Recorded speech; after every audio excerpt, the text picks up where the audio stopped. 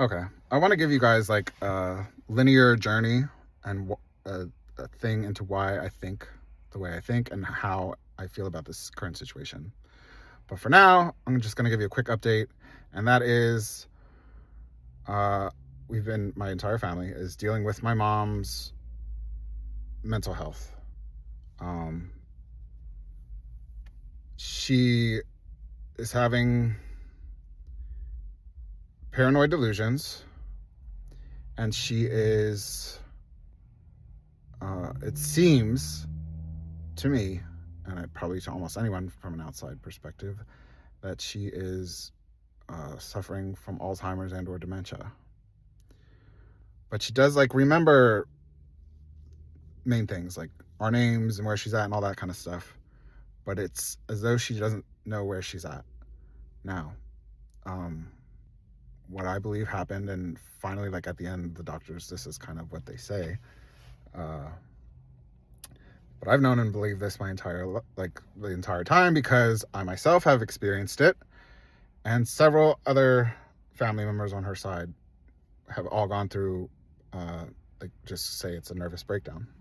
She had a very traumatic childhood, and then she had like a lot of trauma from me and my mental health struggles. So on some level, like I do feel almost responsible and guilty, but I know in my heart and in my mind logically that I didn't do it on purpose. This was just all part of God's plan. I'm doing my best to stay faithful and optimistic that she will come out of this, but I am literally at total odds with my father over her treatment, and how to deal with her. He literally calls me a mental patient and then leaves me with her to watch her. This has severely affected my mental health. Like watching your mom say, like, my biggest fear my entire life, so I thought, because right now this is like a much worse situation than I ever imagined. My biggest fear was like her dying, and now I get to listen to her tell me that she's gonna die and tell me that people are gonna kill us. It's like I already dealt with all this stuff, and that's why, like, as fucked up as this all is, thank God I believe in God. Thank God I do, because I would not make it through this right now. Every day, every moment, when I'm like, I can't handle this. I can't go get. I can't like deal with this. I just tell myself that I'm becoming stronger, and this is like getting rid of the heavy emotional codependence that I've had with her my entire life, the unhealthy codependence. This is just kind of numbing my heart that was too sensitive.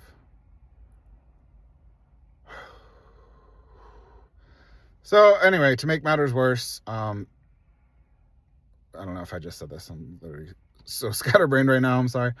But so besides all of this horrible like, every few minutes during the day situation, I like haven't been able to work, and then my dad just kind of acts like I deserve to deal with this.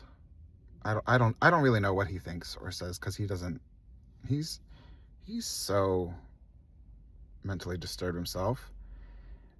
My entire life, they've literally been telling me that I am crazy and I belong in a hospital, literally since I'm like a teenager, just basically because I am a very emotional person. I was never allowed to feel my emotions because it made them uncomfortable, and then they tell me and insist that I am, fucking nuts. I was, like I said, I was not allowed to have emotions or feel them. So my coping mechanism, starting from a very young age, was drugs and alcohol. And not really hard drugs too much. I had pill phases and stuff, but anytime I went into something heavy, it quickly went bad, really fast.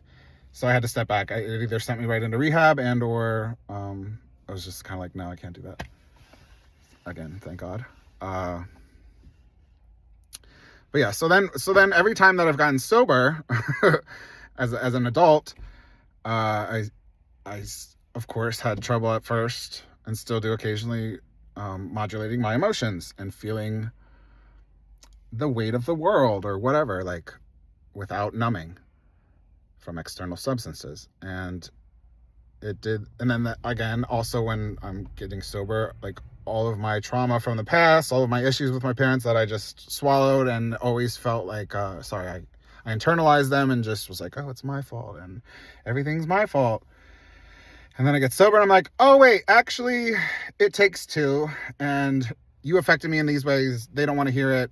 And they fucking throw me out of the house. Or, again, my father just insists that I am insane and I'm crazy. And he's like an old man that smokes weed. And I'm sure he's done other drugs. He was never a drinker like me, but he used to drink every single weekend. Basically, he's the most hypocritical person I've ever met in my entire life. By far. He's hypercritical of me. And then he's a, total liar. And I don't know if it's compulsive or... I think it's pathological because I'm pretty sure he believes his lies. But yeah, so I've been living with a psychopath my entire life and a severely depressed, lonely woman my entire life. And I love them dearly. I love them so much. But I don't want to, I literally felt most of my life, I'm not going to say all the time, there's plenty of great times and times that I was away from them. But being around them and dealing with this as a child was really hard. It was really lonely. And it really fucked with me. But yeah, that's an update. I don't know, sorry if I babbled. I want to go back. I'll go into details of my experiences with doctors and why I don't trust them really. And I'll get into I don't know, more stuff. But yeah, I hope you enjoyed this. I hope it made sense. If you can relate, I'm really sorry. Just know that you're not alone. And I love you. Have a good day.